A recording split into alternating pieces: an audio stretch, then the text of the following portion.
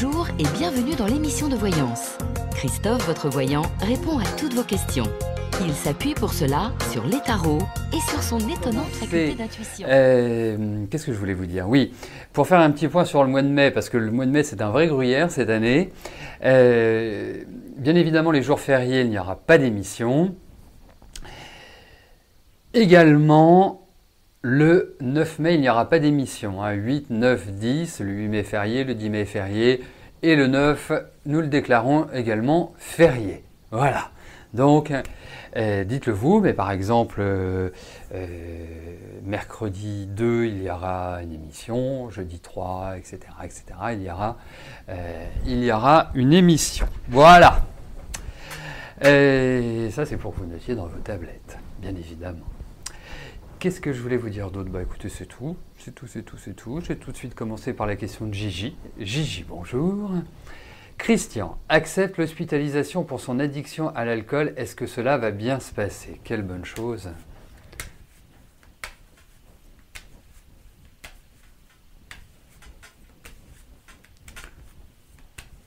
Allez, voyons la cure de désintoxication.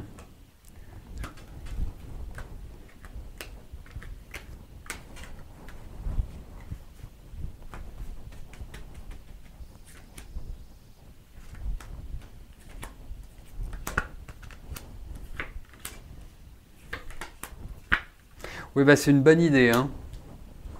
C'est une bonne idée parce que... parce qu'il n'est pas bien en point. Enfin, je veux dire, on est de la même génération. Je ne fais pas une comparaison, mais voilà. Je trouve qu'il y a quand même... On le sait bien, quand on a un problème avec l'alcool, la drogue, les médicaments, quoi qu'il arrive, quelle que soit l'addiction...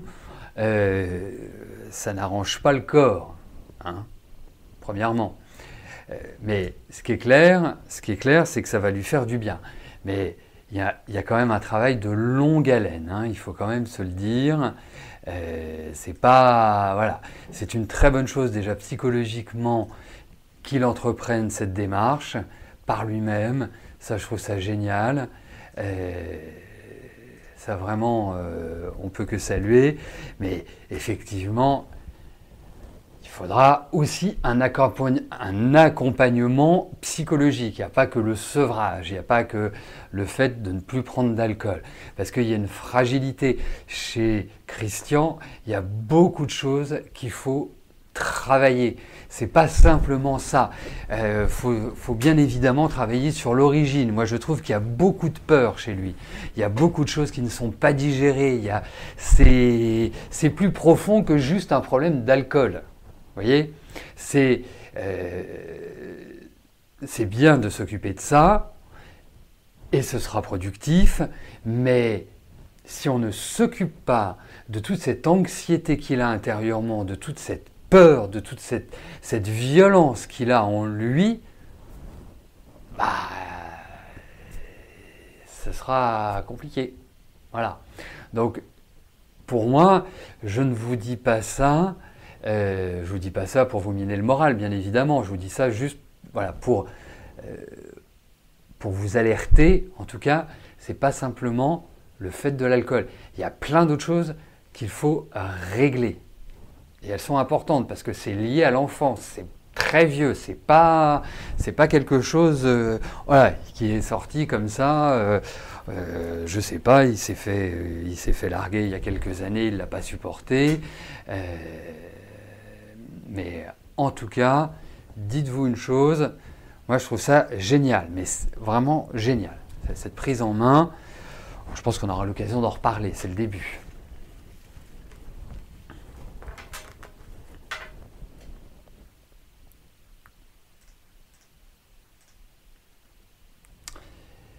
Frédéric, bonjour.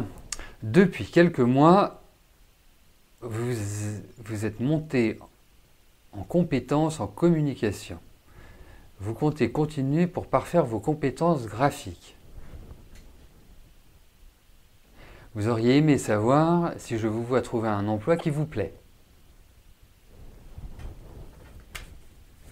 Allez.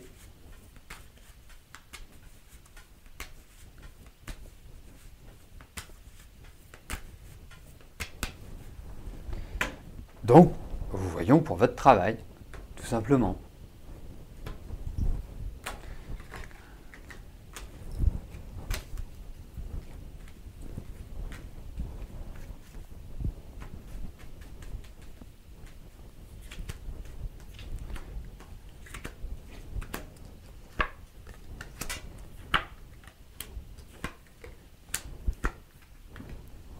Il va peut-être falloir gagner en confiance en vous aussi. Hein. C'est pas. Ne reculez pas les choses. Vraiment. Je pense que vous passez bien. Je pense que vous avez une bonne qualité justement de communication. Je pense aussi que vous avez une bonne capacité de séduction. Et je parle de séduction professionnelle, je ne parle pas de séduction affective. Hein. Et effectivement, c'est pas simple, hein, c'est pas un milieu facile d'après ce que je vois, mais en revanche, je vous vois redémarrer. Je vous vois vraiment, il y a l'idée d'un aboutissement. Donc moi, je vais répondre oui à votre question. Vous allez trouver un travail qui va vous correspondre, qui va vous plaire, qui va être actif. Vous avez besoin de bouger, vous avez besoin de tout cela. Vous n'êtes pas une... Enfin, vous n'êtes pas une calme, c'est-à-dire que vous avez besoin, vous n'êtes pas une sédentaire accrochée à votre rocher. Non, vous avez besoin que ça bouge. Donc effectivement, il y a un aboutissement, c'est indéniable. Alors après, on a quand même des cartes de lenteur, donc ce n'est pas forcément du rapide, mais en tout cas, moi je pense, au vu de ce tirage, que 2019 va être une phase extrêmement bénéfique pour vous. Voilà. Donc, continuez à vous former. Là, ce que vous pouvez trouver, c'est par exemple un CDD ou un relais ou un remplacement ou de l'intérim ou des choses comme ça. Moi, j'ai l'impression que c'est l'année prochaine que vous êtes dans le grand bain.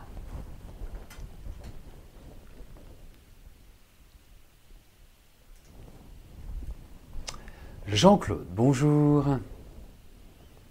Alors, j'en profite, puisque votre question passe, j'en profite pour dire que Signe nous manque. Hein, on a hâte de la revoir dans l'émission. Hein, sa gentillesse, sa bonne humeur, tout ça, ça nous manque. Hein, elle fait partie des piliers de l'émission, hein, historique. Donc, vous l'embrasserez pour nous. Et quand je dis nous, c'est tout le monde, hein, tous ceux qui la connaissent, bien évidemment. C'est pas simplement moi perso. Donc, votre question, Jean-Claude. Est-ce que je vois les Roms revenir visiter la maison pendant la nuit et faire des dégâts ?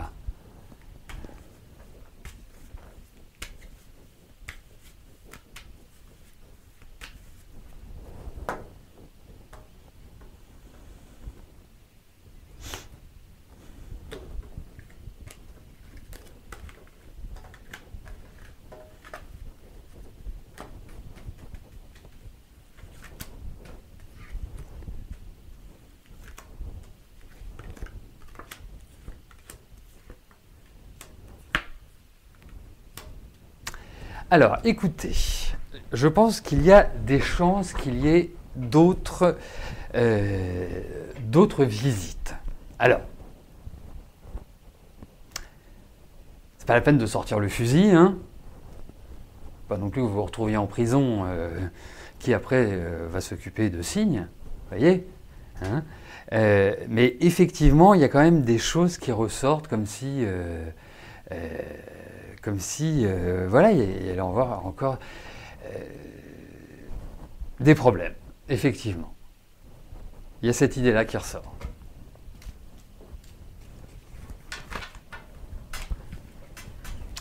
Donc, je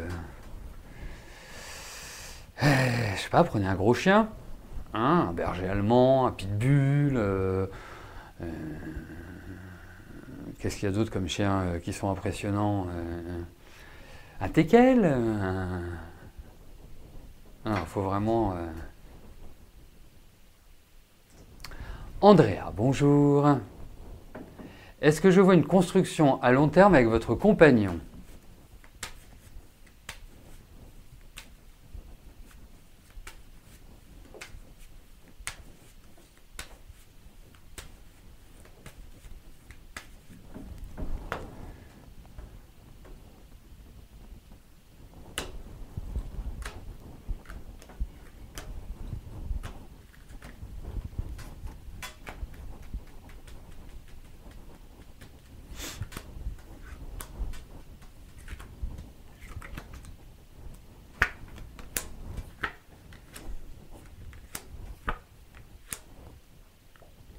Alors, si vous voulez, vous me posez une question de savoir si à long terme vous allez construire avec votre compagnon Maxime.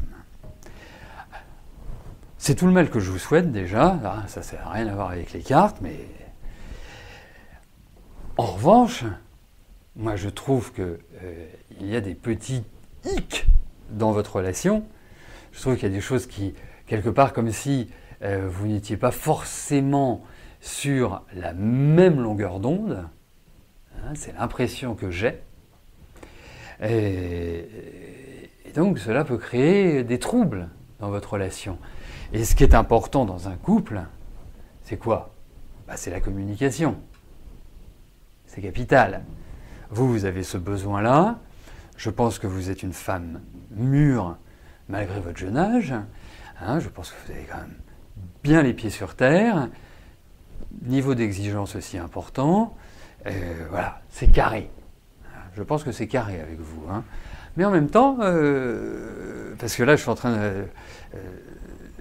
de vous décrire comme si vous étiez une femme rigide, c'est pas ça, c'est que voilà, vous avez le sens de la vie, le sens des choses. C'est mieux qu'une tête évaporée, si vous voulez. Et en même temps, vous avez besoin d'échanges, de communiquer, vous avez besoin de profondeur. Et il y a peut-être un certain mutisme chez votre ami, chez Maxime. Et ça, c'est pas forcément évident à gérer. Donc, pour moi, il n'y a pas de problématique à l'heure actuelle. Enfin, il y a des choses qui se passent confortablement. Je pense également que c'est malgré tout une période de tension.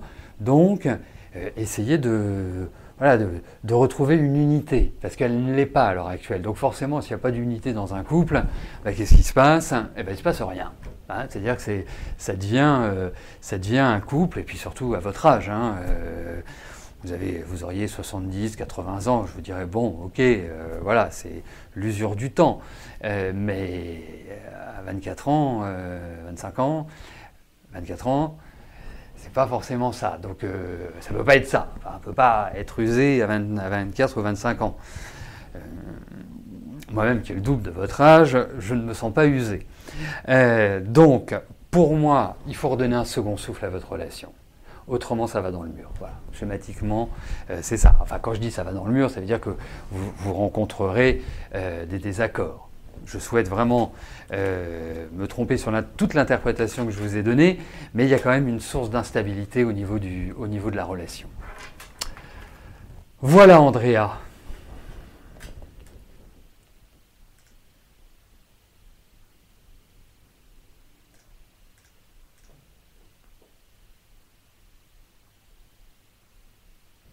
Delphine, bonjour. Est-ce que je peux vous dire si votre papa va rencontrer sa moitié?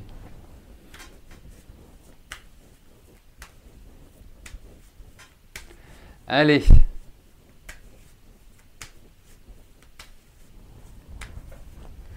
Voyons, pour votre papa, une rencontre prochaine, rapide, sympa.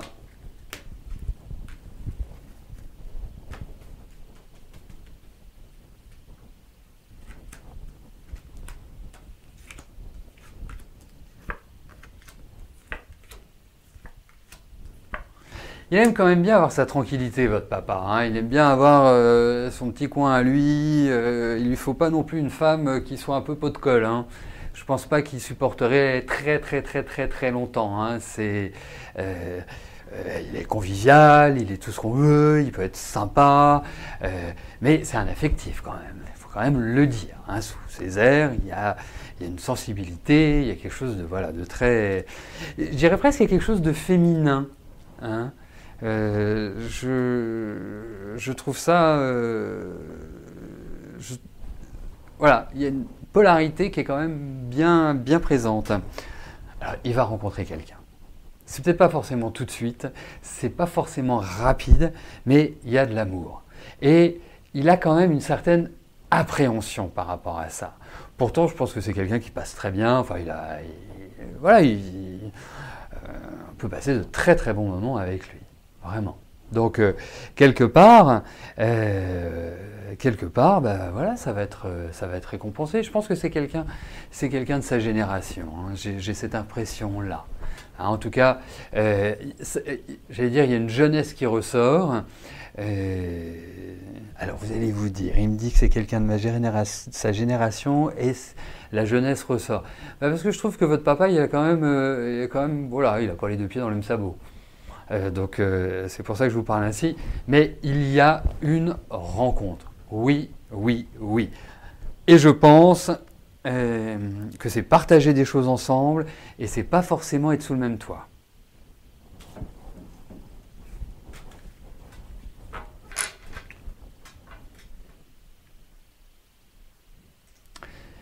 Sylvie, bonjour.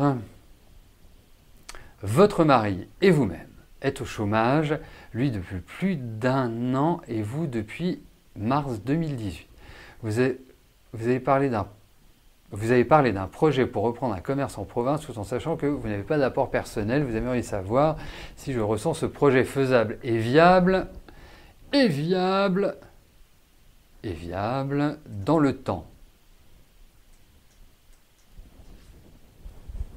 Allez, regardons par rapport à votre projet de commerce.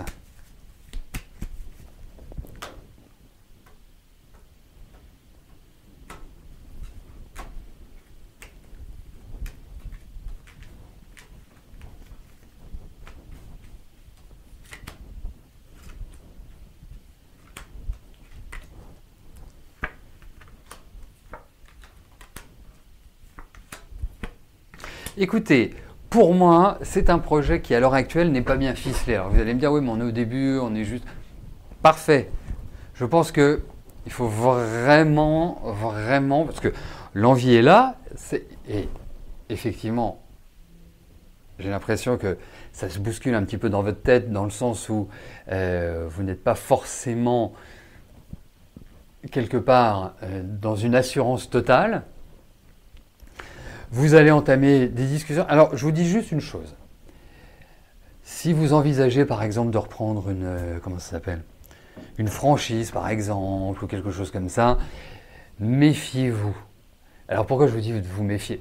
C'est l'exemple de la franchise. Hein, c'est même ce qu'il faut. Cette méfiance doit être dans ce que vous entreprenez, pas forcément juste par rapport à une franchise. La franchise, c'est un exemple.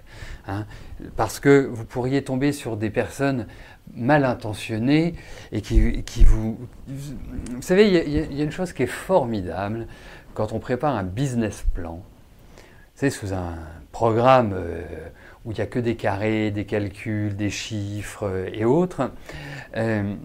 C'est qu'avec ce genre de choses, on est toujours très riche.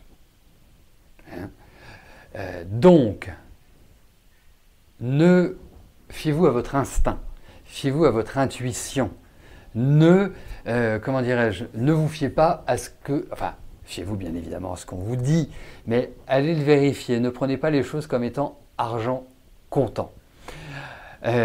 Ensuite, effectivement, moi je pense qu'il faut mettre un petit coup d'accélérateur parce que je trouve que vous êtes quand même plutôt dans des bonnes périodes pour relancer la machine. C'est indéniable. C'est dans ces moments-là que je trouve que c'est dommage de ne pas pouvoir faire de numérologie. Mais en tout cas, la volonté est là. Il n'y a pas de risque majeur, mis à part ceux que je viens d'évoquer. Et effectivement, je verrais bien une sorte de mise en place. Mais en tout cas, il y aura du travail. Voilà.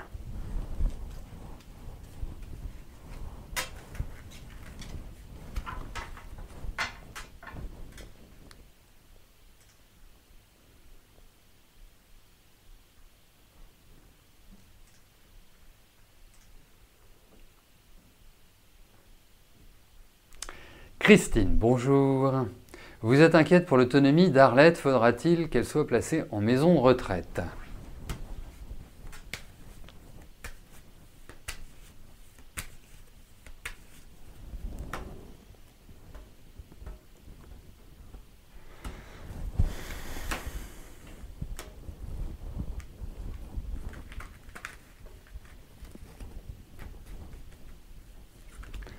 Allez, voyons Arlette.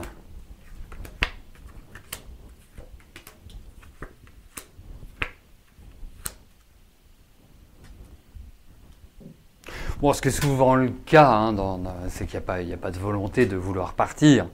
Après, effectivement, moi, ce que je trouve, c'est qu'il y a vraiment une grosse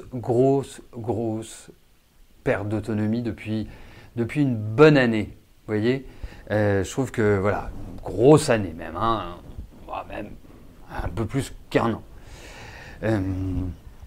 Donc effectivement, ça pourra pas continuer comme ça. Et je crains ou je ne crains pas, je ne sais pas comment je dois l'exprimer. Mais en tout cas, il y a de très fortes chances qu'elle soit placée en maison de retraite. En tout cas, qu'elle change d'environnement d'habitat. Ça, j'ai vraiment cette idée-là.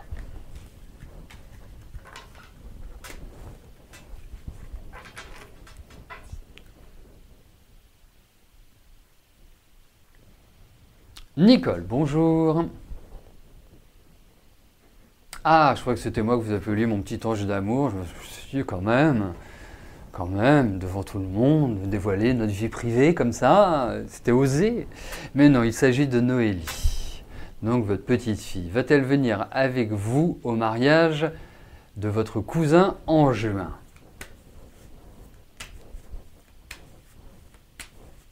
Allez, voyons si Noélie va venir pour le mariage.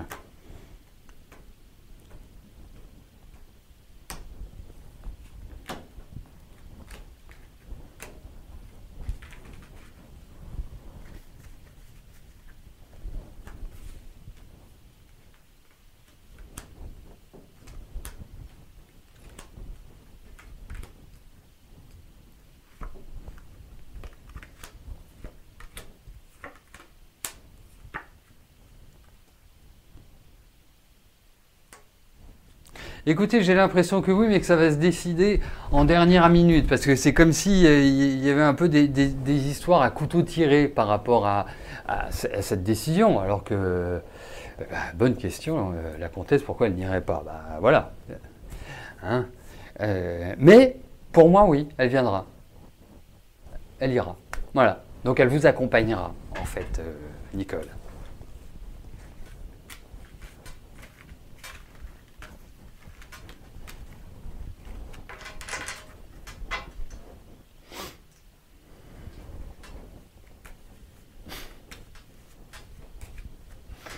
Fabienne, bonjour. Est-ce que je vous vois une belle et sérieuse rencontre amoureuse? Et si oui, bientôt? Allez.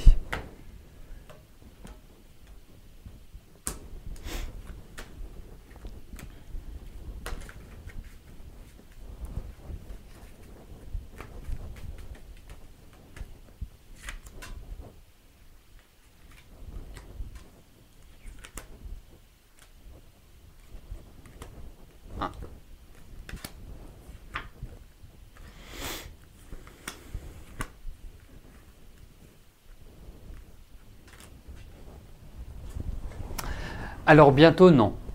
Alors, faut pas vous mettre. Alors, vous savez, c'est ça que la délicatesse, la difficulté, c'est d'inscrire dans votre mémoire le fait que ça n'arrive pas rapidement.